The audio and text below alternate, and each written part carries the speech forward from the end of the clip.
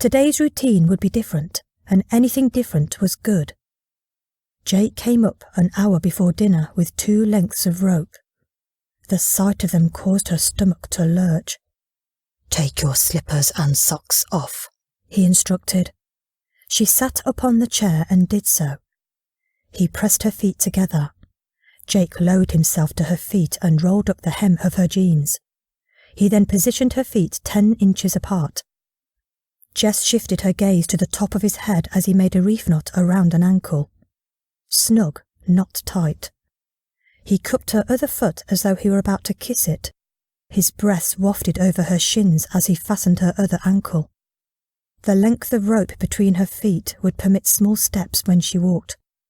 She wouldn't get far. He grabbed the second rope. The chair creaked. He took both her hands in his.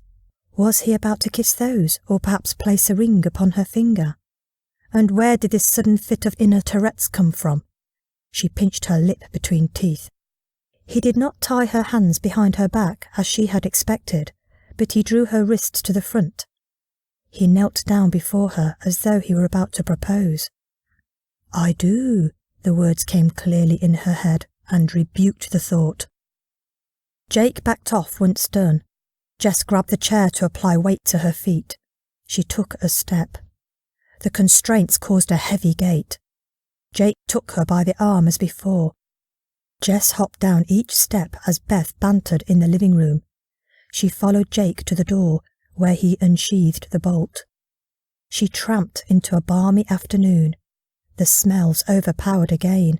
Heat-releasing citrus moisture, moss within shadows. Jake prompted her to begin circuits.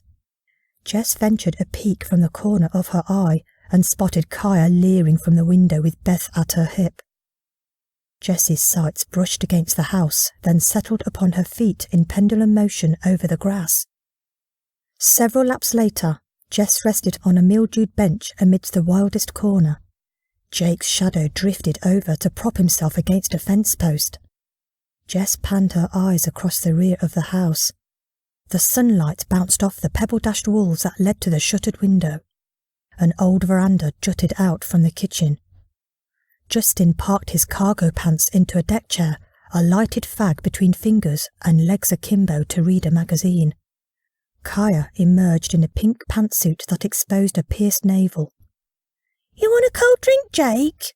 she called. "Make that 2, he called back. Kaya's expression darkened. She went back inside.